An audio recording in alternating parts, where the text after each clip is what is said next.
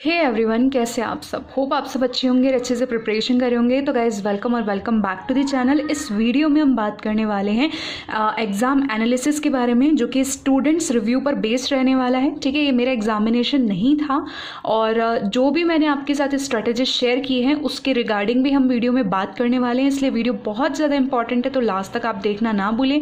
Video आने में delay इसलिए हुआ क्योंकि हम लोगों के एरियाज़ में, यानी कि जयपुर के अंदर जो है, राजस्थान के कुछ इलाकों में नेट सर्विसेज जो है वो गवर्नमेंट की ओर से ब्लॉक थी, इसीलिए वीडियो आने में लेट हो गया है। सो उसके लिए I am sorry for the inconvenience, और मैं सॉरी हूँ उस चीज़ के लिए कि आपको लेट हो गया, वेट करना पड़ा है। एंड ज़्यादा डिले नहीं करते हैं, चलिए स्टार्ट करते हैं। तो सबसे पहले अगर हम बात करते हैं यहाँ पे कि लेवल ऑफ एग्जामिनेशन क्या रहा है, तो जो एग्ज़ाम हुआ था, पहली चीज़ मैं आपको बता दूँ, 25 तारीख पे हुआ था। एक ही शिफ्ट हुई थी, जो कि 1 बजे की जो शिफ्ट थी ना, उसके अंदर है एक ही शिफ्ट थी, सिंगल शिफ्ट इस एग्जामिनेशन के लिए।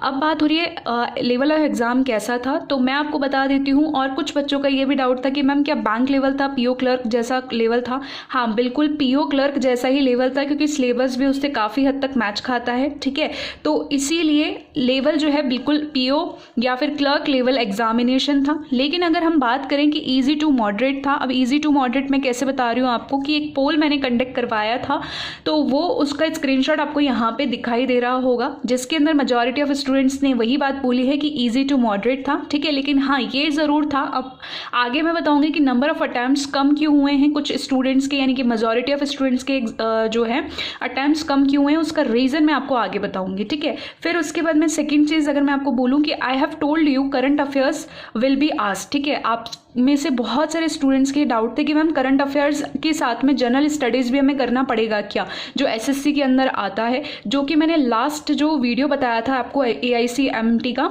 अगर आपने नहीं देखा है तो आप ज़रूर देखना, और मैं रिक्वेस्ट करूंगी कि इस मोमेंट पे आपको देखना चाहिए, जिसमें आपके डिस्क्रिप्टिव के रिगार्डिंग और करंट अफेयर्स के रिगार्डिंग कुछ डाउट्स क्लियर होंगे, जो करना बहुत ज़्यादा ज़रूरी है। ठीक है, प्लीज़ आप देखना उस वीडियो को, लिंक आपको मिलेगा डिस्क्रिप्शन में, जिसमें मैंने बताया था कि करंट अफेयर्स ही सिर्फ आप कर लेना, और एग्ज़ाम का टाइमिंग काफ़ी कम है, तो इसीलिए आपका आराम से कवर हो जाएगा। जिन्होंने स्टूडेंट्स ने उस वीडियो को देखा और इस बात को फॉलो किया है, उनको आज के एग्ज़ाम में बेनिफिट देखने को मिला होगा। ठीक है, अब मैंने ये भी बहुत सारी चीज़ें वहाँ पे आपके साथ में डाउट्स क्लियर किए थे कि क्योंकि ये पोस्ट जो है वो जर्नलिस्ट की स्पेसिफाइड पोस्ट नहीं है। फॉर एग्जाम्पल LIC के अंदर इंश्योरेंस जो है वो स्पेसिफाइड है, तो आपको इंश्योरेंस करना पड़ेगा। जैसे AIC है, भले ही इंश्योरेंस कंपनी हो, लेकिन यहाँ पे स्पेसिफाइड मेंशन नहीं है कुछ भी, तो यहाँ इंश्योरेंस करने की ज़रूरत नहीं है। ठीक है, अभी काफ़ी सारे रूमर्स ऐसे हो रहे होंगे कि एग्रीकल्चर के क्वेश्चंस बहुत ज़्यादा आए हैं। भैया ऐसा नहीं है। हाँ, कुछ क्वेश्चंस आपको देखने को मिले होंगे, लेकिन वो भी करंट अफेयर्स में से ही हैं। अब जल्दी से बात कर लेते कि कितने मंथ्स का है,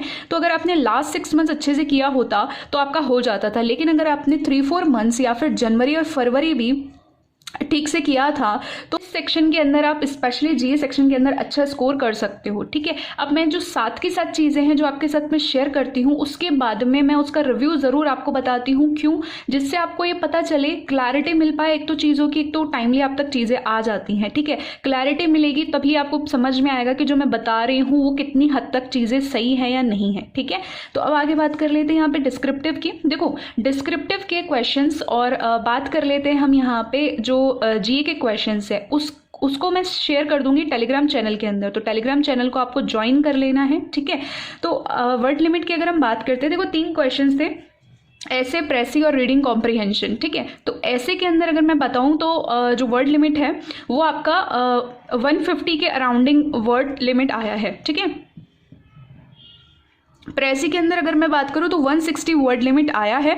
ठीक है, और अगर मैं रीडिंग कॉम्प्रिहेंशन की बात करूं तो वहां वर्ड लिमिट नहीं थी, लेकिन एक RC आपको दिया हुआ था, उस पर बेस्ड कुछ क्वेश्चंस थे, और RC भी काफ़ी इजी आया हुआ था। ठीक है, तो एक मैं आपको एक स्क्रीनशॉट यहाँ दिखाना चाहूँगी, क्योंकि हमारे एक ग्रुप मेंबर हैं जिन्होंने एग्जाम दिया था आज, बहुत सारे स्टूडेंट्स ने दिया, उनमें से उनको वो डिस्क्रिप्टिव के एग्जैक्ट टॉपिक्स वगैरह याद थे, तो उनका स्क्रीनशॉट मैं यहाँ पे शेयर कर रही हूँ। ठीक है, तो आप ज़रूर देख सकते हैं, और कुछ भी क्वेश्चंस आपको याद आते हैं या तो आप कमेंट में भी हमें बता सकते हैं। ठीक है, बात होती है नेक्स्ट क्वेश्चन की कि क्वांट और कंप्यूटर का जो था वो क्वेश्चन रेशो क्या आया था। क्वेश्चन रेशो तो मैं आपको नहीं बता पाऊंगी एग्जैक्टली एक बच्चे का डाउट था कि मैम रेशो फॉर्म में ही बताना, बट रेशो मैं नहीं बता पाऊंगी आपको, क्योंकि देखो ऑन एन एवरेज कंप्यूटर के जो क्वेश्चन थे 8 से 10 थे, और 8 से 10 के बाद में जो रेस्ट क्वेश्चन थे वो क्वांट के थे। क्वांट आपको पता है ट्रेंड चल रहा है, क्या आ रहा है आजकल, कैलकुलेटिव एंड लेंदी आता है, ठीक है, कैलकुलेटिव लेंदी आता है, ईजी होता है, बट अगर आपका स्पीड अच्छा है, इस तरीके के एग्जामिनेशन क्या डिमांड करते हैं, स्पीड, स्पीड के साथ में एक्यूरेसी होनी चाहिए। मैंने पहले ही बताया था कि एग्जाम का जो लेवल रहेगा वो ईजी टू मॉडरेट रहेगा, क्योंकि नंबर ऑफ वैकेंसीज भी कम है, ठीक है। तो ये चीज़ थोड़ा सा आप ध्यान करके चलें ना, तो ये चीज़ें काफ़ी ज़्यादा हेल्पफुल रहती हैं, ठीक है। तो इस तरीके से आया।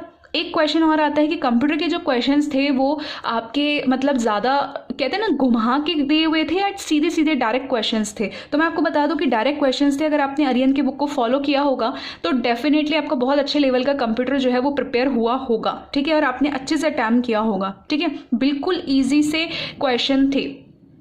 अब मैं यहाँ पे एक बता दूँ आपको कि आर स्ट्रेटेजीज हेल्पफुल, ये भी मैंने पोल कंडक्ट करवाया है हमारे ग्रुप के अंदर, व्हाट्सएप के अंदर, कि क्या आपको ये स्ट्रेटेजी यूज़फुल रहा है या नहीं रहा है। तो बच्चों के जो AIC दे करके आए हैं, जितना भी मेरे पास में टिल नाउ डेटा कलेक्ट हुआ है उस हिसाब से मैं आपको शेयर कर रही हूँ यहाँ पे पोल।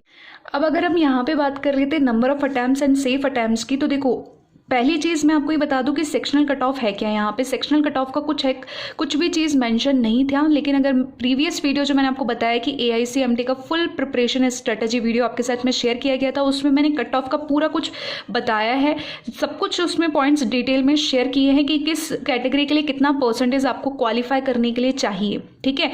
तो उस वीडियो को आप ज़रूर देखना। तो अभी आपके 3 एस्पेक्ट हो गए देखने के लिए, डिस्क्रिप्टिव, कंप्यूटर डिस्क्रिप्टिव, आपका GA हो गया, एंड देन आपका सेक्शनल कट ऑफ का क्लियर हो जाएगा वहाँ पे पॉइंट, ठीक है।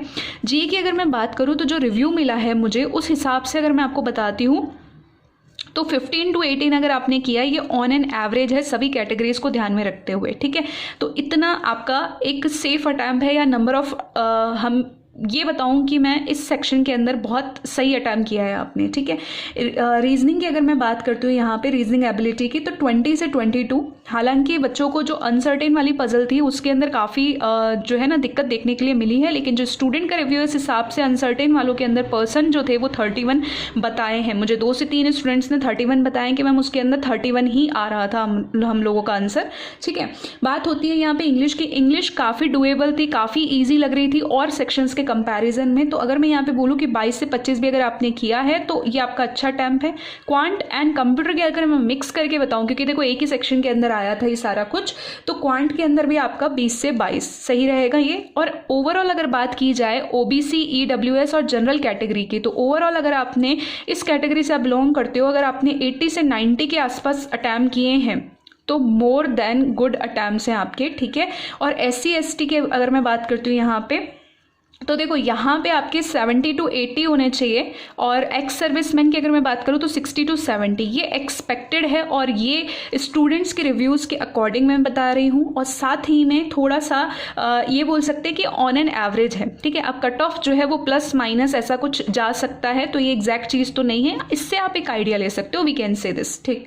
उसके बाद उसका रिड्यूस होने का एक कारण सबसे ज़्यादा ये है कि आपसे जो पूरा लेवल था ना वो इजी तो था, लेकिन क्या था, कैलकुलेटिव था और लेंदी था, ठीक है। अब एक चीज़ और बताऊँ, इससे सिर्फ इतना ही नहीं है, कंपोजिट टाइम था, टाइम मैनेज करने में आपको समझ नहीं आ रहा था। अगर आपका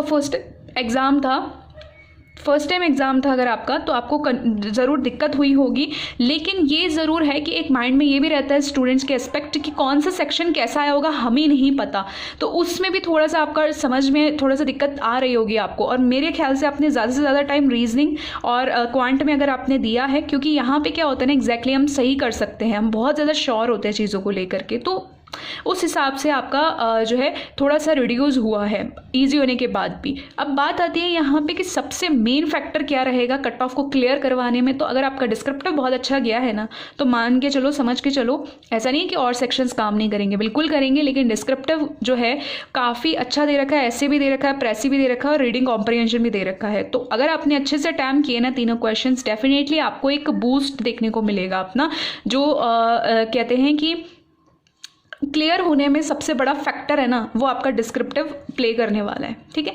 अब ये चीज़ एक रहेगी कि आपका इस वीडियो को तो आपको देखना ही है। अब जो मैंने आपको बता दिया कि एक वीडियो जो मैंने शेयर किया लिंक, वो आपको देखना है। उसके साथ में आप अपना अटैम्प्ट्स बता सकते हैं, कैटेगरी वाइज बताना, ठीक है, और अपना रिव्यू भी दे सकते हैं। कोई क्वेश्चन वगैरह याद हो, कोई भी क्वेरी हो, सजेशन हो, तो कमेंट बॉक्स में जुड़ना ना भूलें, ठीक है। उसके अलावा अगर मैं आपको ये बताऊंगी कि जो भी नंबर ऑफ अटैम्प्ट्स मैंने यहाँ पे बताए हैं, और अगर आपको अंदर से इंट्यूशन आ रहा है कि मेरा पेपर अच्छा हुआ है, ठीक है, तो फिर आपको स्टार्ट कर देना चाहिए प्रिपेयर इंटरव्यू के लिए। साथ में फर्दर जो भी एग्जाम्स, अपकमिंग एग्जाम्स आने वाले हैं, उनके लिए भी आपको प्रिपरेशन एज इट इज़ रख रही हूँ। तो अगर वीडियो आपको इन्फॉर्मेटिव लगा है तो hit the like button, subscribe this channel now अगर अभी तक सब्सक्राइब नहीं किया है, शेयर कर देना मैक्सिमम, और कोई भी डाउट हो तो ज़रूर पूछना, ठीक है। Till then take care, bye bye, all the best.